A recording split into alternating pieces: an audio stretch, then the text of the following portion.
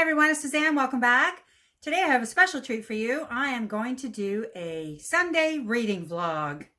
I am going to read the book, The Yellow Bird Sings, and this is by Jennifer Rosner, and this is for this month's readathon that is called the Historathon. And the Historathon is all about historical fiction.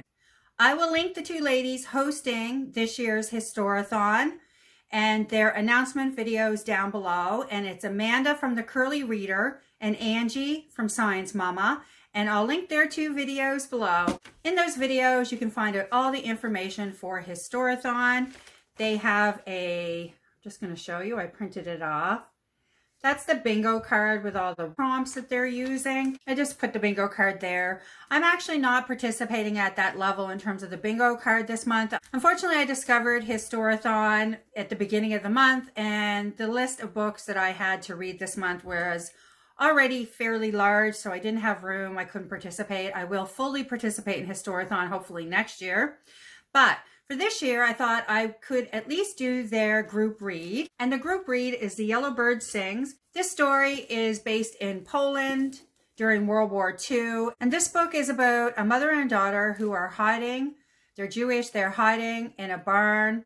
And the little girl is only 5 years old. And can you imagine trying to keep a 5-year-old quiet all day and night inside a barn for days and days on end? I can't even imagine that. But her daughter is a musical prodigy and she hears music in her head constantly. So it makes it even harder to keep the little girl quiet because she's constantly singing. And she has a little yellow bird who plays out all the music that she composes in her head. And her mother tells her stories, magical stories, to keep her quiet and entertained. And I'm looking forward to this read. I have to say, especially since I'm a mother and my daughter is 7, this is not a book I probably would pick up at this point in my life. I find mother and daughter stories where there's a lot of tragedy involved, heartbreaking and a little bit harder to handle now that I am a mother of a little girl. However, I love participating in readathons with other people on BookTube, so I'm really looking forward to sharing in the community this particular story, and hopefully it isn't that heart-wrenching. Okay, it happens in World War II, so I imagine it is, but I'm going to go for it. What I've decided to do for this reading vlog, like I said, I'm calling it a Sunday reading vlog. It's currently Sunday, a little after lunch, and I am going to read this book in completion today. I actually got it on audio as well from audible.ca, and what I'm going to do is I'm going to listen to that book throughout the day today while I do some much needed cleaning and organization, and hopefully get a little prepared for the upcoming week.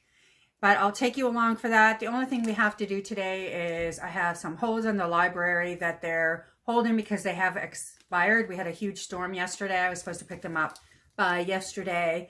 So I'm going to the library this afternoon to grab those books because there's a few on hold for next month's readathon, which is middle grade March, and I'm really excited about that.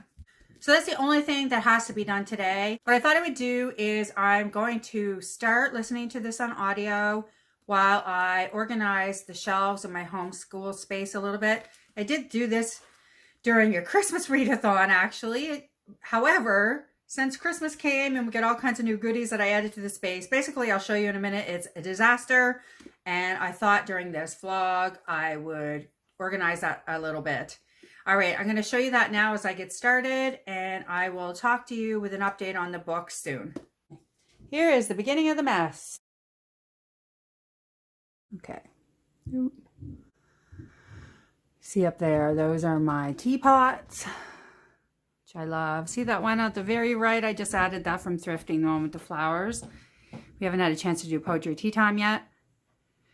Anyway, as you can see, oh, there's Hootsie. We added Hootsie as our mascot a couple weeks ago for school. And there's some of the games we got for Christmas shoved in there. New books we have. Pamphlets for nature study came in our stockings.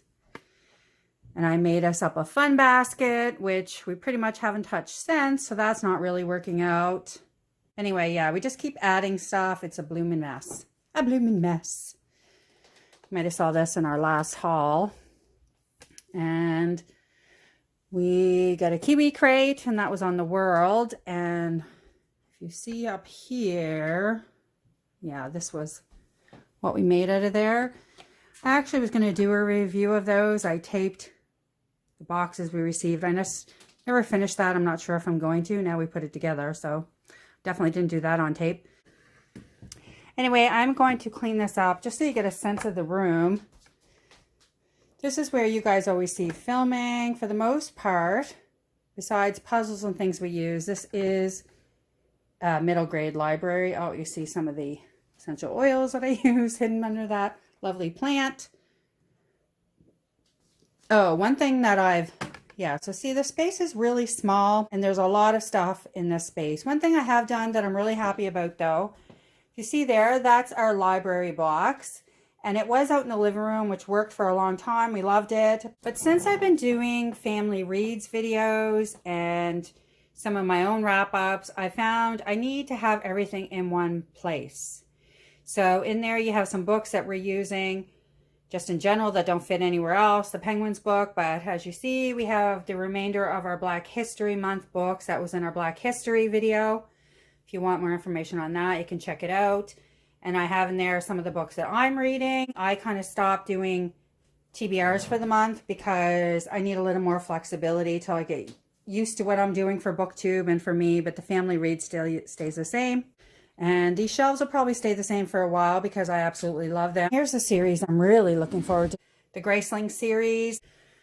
This was the latest book that came out, Winter Keep, and I haven't had a chance to read those yet, but I'm looking forward to it. Here's a view you usually see in my videos. This is a new book that I received. I haven't hauled it yet, and I absolutely love it.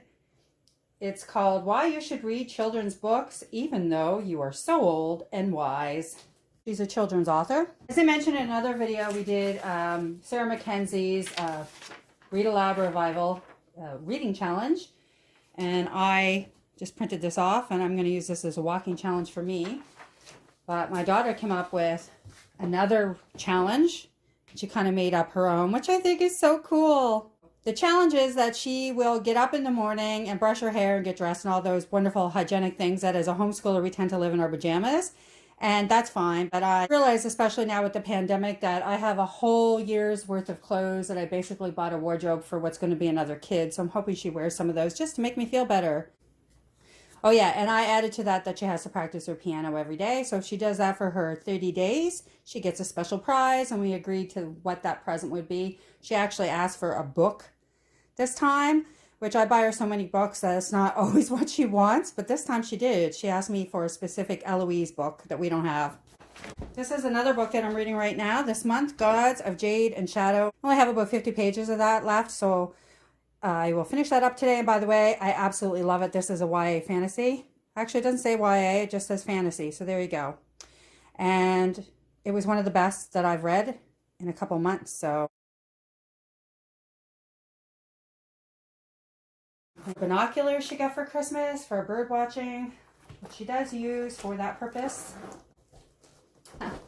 This is her present that I have for her for another reading challenge that we're doing. That's just a little one I made up. A box of books I want her to finish reading. She put little owls on it. Isn't that cute? And yes, I'm all for bribing kids. This is one that we're reading for our family reads this month, called One Crazy Summer by Rita Williams Garcia. Quite a few books to read this month. Oh, yeah. This is a new book that came. I haven't shown this in a haul. I haven't done the haul yet, but this is Carolyn Kennedy's Poems to Learn by Heart. I asked Vivian to mark the poem she wanted to read. She emptied out my flags, which is a good thing that she's excited about that many poems, but now I need to buy new flags, which I use constantly for bookmarkers, especially in homeschool where you read a page or two and then come back to the book. Yeah, I use them constantly. So now I need new ones.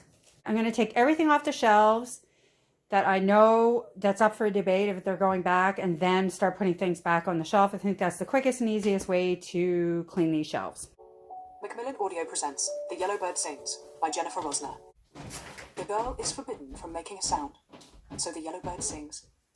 He sings whatever the girl composes in her head.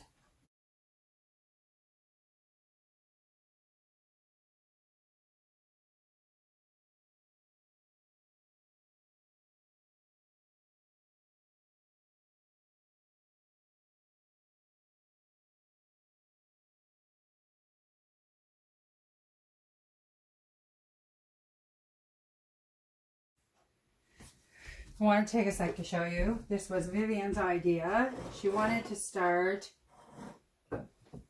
collecting words that she loved, like stupendous, licorice, superb. Yeah, I thought that was such an amazing idea. For Vivian from one of her pen pals. Isn't that cute? Do you see a theme? Yes. Do you see an upcoming video? For sure. I'm out of the bar. Roja turns her head. It is disturbing. Roja is having sex with the husband of the couple that are keeping them hidden in the barn, like as if she has any choice. I always find this so disturbing, even though it feels more commonplace than many of us want to admit. It doesn't mean it isn't disturbing, and especially since her 5-year-old daughter is there in the hayloft and has to pretend like she's sleeping and sees nothing. And there's a scene, I just have to say this, there's a scene where she loses her bird and she's really upset. And one of the main reasons is because she knows she can't get through the night when he comes to visit her mother without the comfort of that bird. The whole thing is, yeah, I just had to say that it's disturbing. And I'm laughing in uncomfortability. Of course it's disturbing. So as I expected, and this book is wiping the floor with me. And yeah, so I'm going to say, I'm going to break down on film. I'm going to turn this off and go back to breaking down in private. However, and then I will do another check-in when I have finished the book.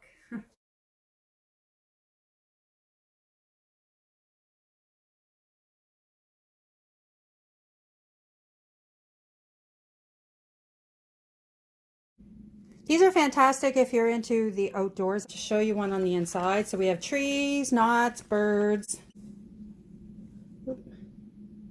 Yeah, incredible, right? Oh, butterflies. There's just so many of them. And they give you fantastic, compact information really quickly. All right, I'm at the halfway mark with this book, and I'm totally enmeshed in the story. The writer is fantastic, and I can almost feel the main characters, the mom, her emotions. And I don't want to give too much of the story away, but like I said, I am halfway through the book and I need to take a break. I'd say I'm about halfway done my shelves as well. Until you look over there, it feels a little overwhelming, but halfway done. I am trying to take off. I'm focusing on these bottom 2 shelves now. I'm just trying to leave in the space what we're actually going to use as opposed to everything I'd love to learn. And I'm going to put the rest upstairs on my bookshelves in the new library. And those shelves are almost full now too. But here are the finished shelves. And the top shelves that I already showed you, they stayed the same. But these are the ones I really worked on. And I didn't focus a whole lot on beauty and the decor, although I tried to make it pleasing. But the real focus for these shelves is functionality at this stage. I really need to start my homeschool days being able to find everything. I included the books and the games that we're actually going to be studying this semester for sure, not just a wish and a prayer. Yeah. For example, over here, we're studying Canada this year. And I still have a big stack of Canadian books there. However, I took out the ones that really are too old for Vivian at 7 that we'll do in a couple years. So I took out all those kind of books. And eventually I'm getting to that How to Homeschool book. Just looked like a lot of fun for a parent. And these are our daily reads. And some we do every day and some we do every second day. And there's the new games that we have. Some more poetry books. And here's our Shakespeare section, which we're doing a lot on Shakespeare next month. And there we still have Hootsie as our mascot, our bookmarks. I just put in my teapots because I don't know where else to put them. Yeah. And we're going to keep our fun basket. We actually grabbed something out of it today to do. So that's going to be something we commit to now. Hi everyone, it's the next day. I finished The Yellow Bird Sings. I did give it a 5 out of 5. My reaction to the second half of the book was different than my first. So what I mean by that is in the first part of the book, I was probably this close to panic most of the time. It was focused on the mom and daughter hiding in the barn, and my anxiety level was very high. I couldn't imagine trying to keep a 5-year-old quiet in those circumstances. And I think the reason that I felt so close to anxiety was because I kept waiting for them to get caught any second, any second, any second. And I also was very tied in with the mom's emotions because the writer, oh, she's so amazing. It was just so well written. You were very aware of how the mother was constantly trying to keep on top of the little girl and to keep her safe and how worried she was about her. Because the book was so well written and because of our knowledge of history, it didn't take much to imagine what it would be like to be in that situation, to imagine the love that you have for your child, to feel that connection. The writer put us right there with her, as well as her anxiety and, you know, the fight with herself, for example, to give up food even though she was starving for her daughter, and what it would be like to put your daughter before you. And would you, you know, there's an ultimate question in there at some point, would you be willing to let go of your daughter if you knew it was going to save her life? Could you manage to do that? And I have to say, when those questions started being posed, I was an emotional mess. And because of course you'd probably let your daughter go, but the thought of doing that and that loss of control, all those things, whew, it was a lot. The other thing the writer did, which I thought was amazing in terms of the symbolism and longing and all of those things, was to use the yellow bird to help tell the story. I thought that was amazing, a beautiful piece of writing, so creative and imaginative. And I have to say, I was more than halfway through the book probably, or at least halfway through the book before I knew if that bird was real or not. And that again is an amazing piece of writing. For the second half of the book, what I found a little more enjoyable was I wasn't in a constant state of anxiety. So it was fluctuating. So the difference was I was kind of going like this. There was a lot more hope in the second part, where in the first part, I really didn't think there was any hope for them whatsoever. By the second, I started to fluctuate between hope and despair and fear and all those emotions back and forth, back and forth. And we really get to know both the characters in the second part of the book. So you get to know the little girl a bit more as an individual, not just as a 5-year-old daughter, and you get tied up in her story as well as the mom. So in terms of character development, there was a lot more to pull you in. But again, it was an emotional ride from the do I dare to hope, and knowing, of course, history. I wondered at times, is it sacrilegious almost to hope this much when you know how the story ended for so many people? But, the way it was written, of course you hope. There's always hope. And I think for humans, that's what keeps us going. It's the one thing that feeds a lot of us is hope. So if there wasn't any hope, what would be left? Big questions. Anyway, overall, the book was fantastic. I have to say that.